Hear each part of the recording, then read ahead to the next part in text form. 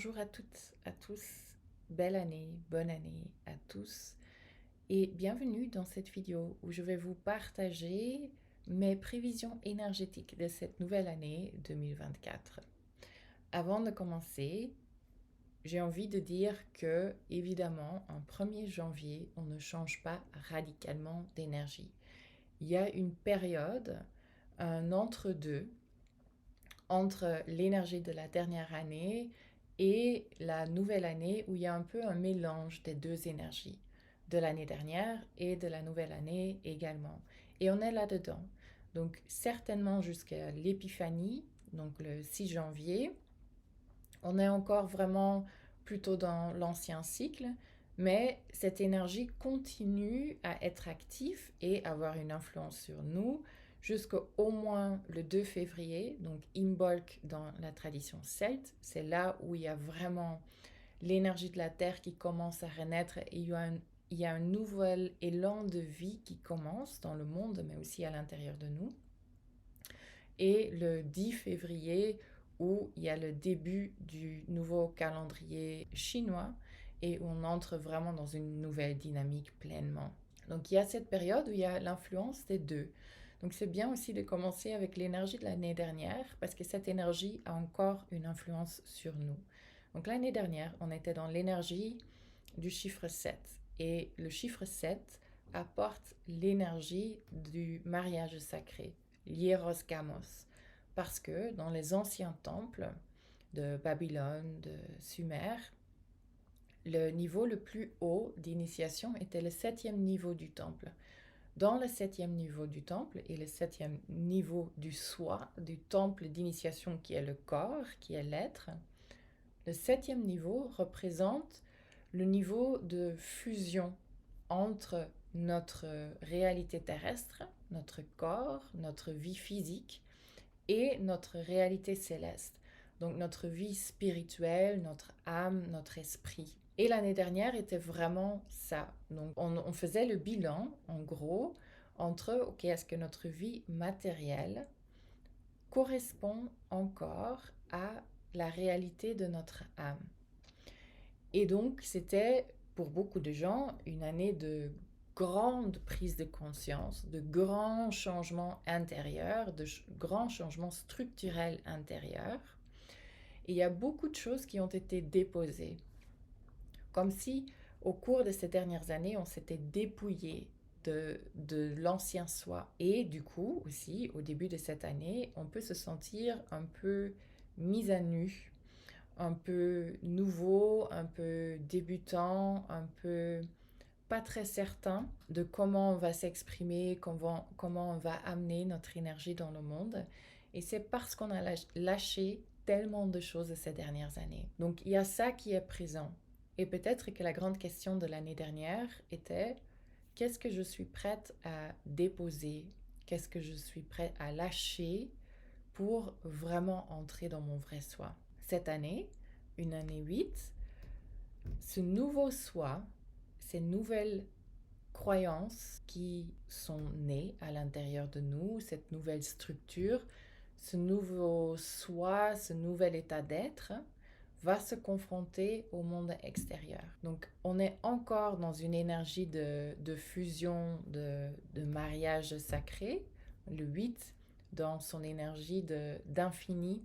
On voit aussi cette loupe et cette connexion entre le monde physique et le monde spirituel, entre ces deux réalités qui s'imbriquent de plus en plus. On trouve vraiment l'équilibre entre ces deux facettes de notre être, le visible et l'invisible, mais aussi le masculin, le féminin, toutes les polarités de notre être. Mais alors que l'année dernière, c'était vraiment focalisé sur le soi et sur un travail intérieur, de changement de structure intérieure, de changement de croyance, cette année, c'est toutes ces choses qui ont émergé, tout ce nouveau soi va se confronter au monde extérieur et va commencer à se mélanger au collectif, dans le collectif. Donc, les questions avec lesquelles on commence cette année, c'est OK, comment est-ce que je vais donner expression à ce nouvel être, à ce nouvel état d'être dans le collectif?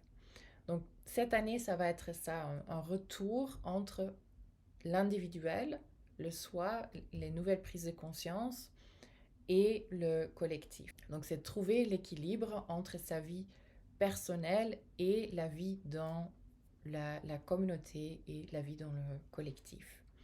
Et prendre conscience aussi que les deux sont indissociables, qu'on ne peut pas s'isoler du collectif, qu'on ne peut pas s'isoler de la communauté humaine. Et ça, pour moi, c'est une des grandes, peut-être, croyances erronées qui est tombée l'année dernière ou qui a commencé à complètement s'effriter. Cette idée qu'on puisse s'extraire du monde, qu'on puisse s'extraire du collectif en s'isolant quelque part ou en se coupant de ce qui se passe autour de nous. Même si on n'est pas au courant de ce qui se passe dans le monde, on est impacté énergétiquement. Et c'est normal, puisque on est connecté à tout le temps.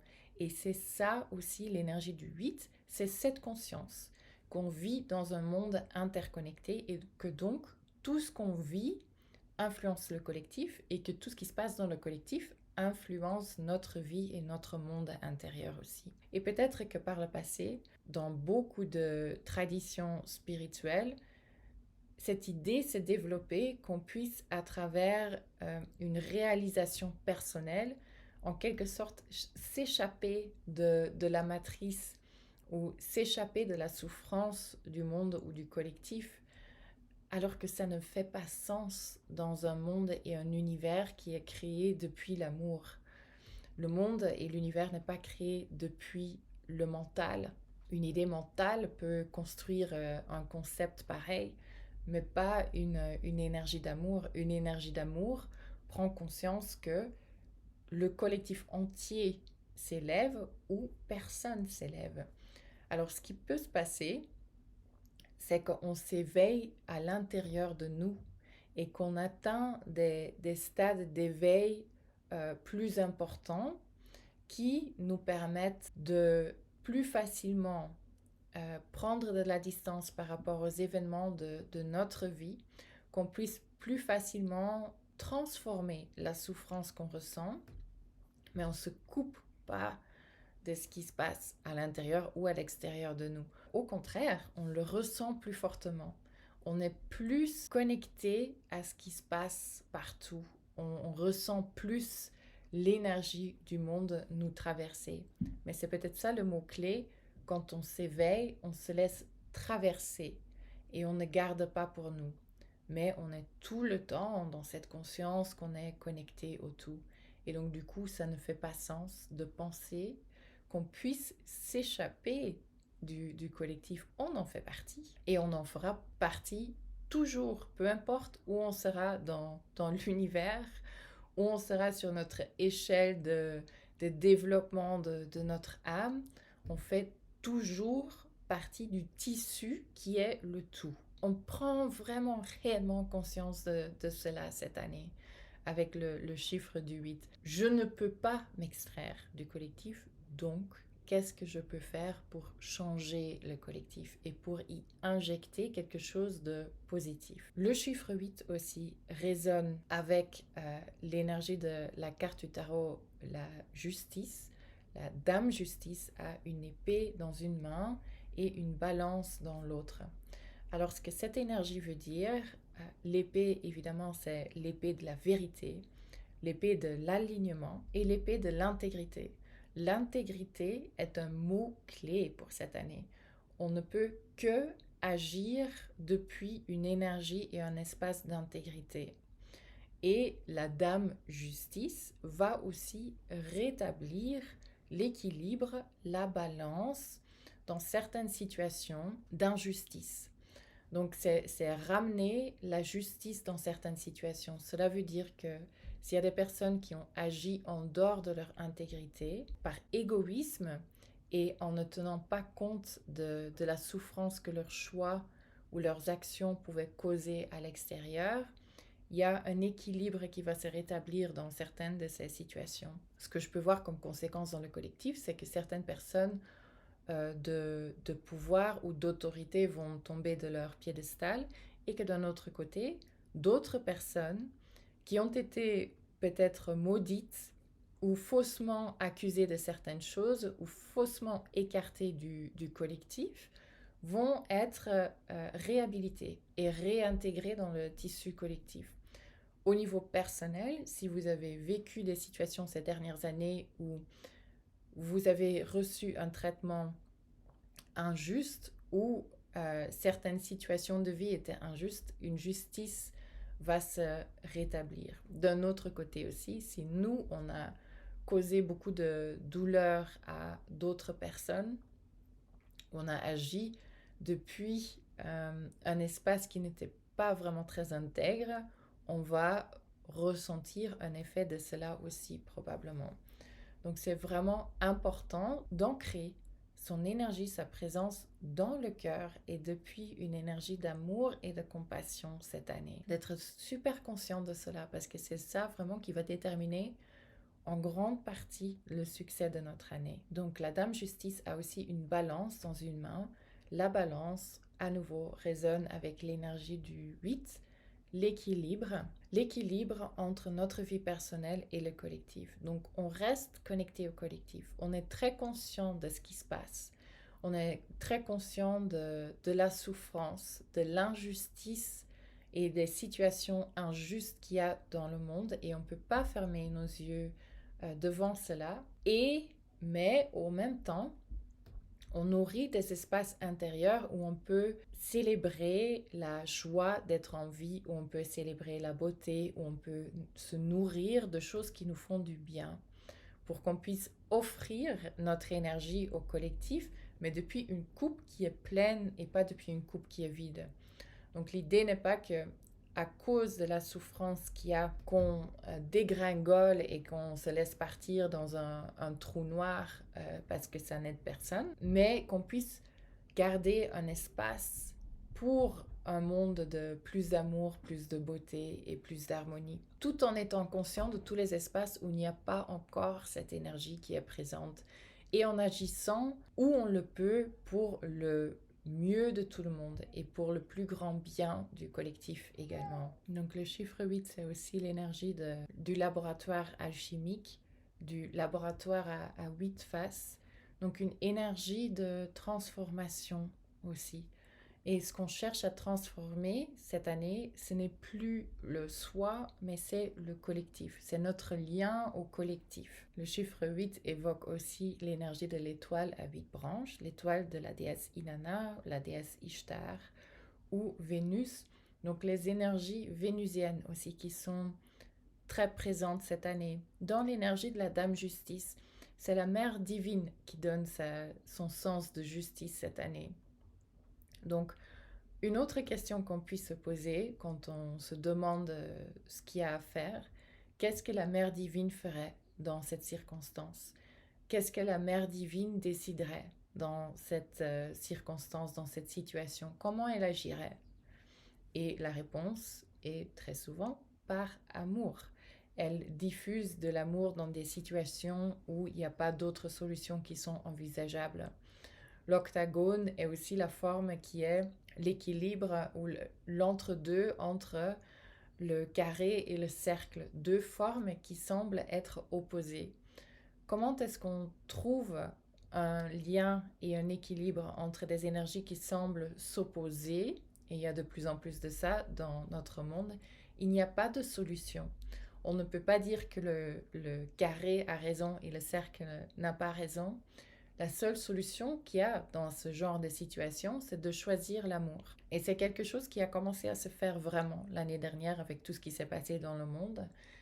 Il y a vraiment une partie de l'humanité qui a commencé à choisir l'amour, qui a commencé à choisir la compassion pour toutes les personnes qui ressentent de la souffrance et pas uniquement pour une partie des personnes qui ressentent de la souffrance. Une partie de l'humanité qui est consciente qu'elle n'a pas besoin d'avoir toutes les réponses, que le fait de choisir l'amour est réponse suffisante par rapport à ce qui se passe autour de nous. Et c'est le seul espace depuis lequel on peut élargir notre cercle d'existence pour inclure tout le monde. C'est depuis cet espace du cœur, depuis cet espace d'amour inconditionnel aussi. Et puis le 10 février, l'année chinoise commence, l'année du dragon de bois. Et le dragon de bois est vraiment une énergie d'expansion, de croissance, de créativité et d'innovation.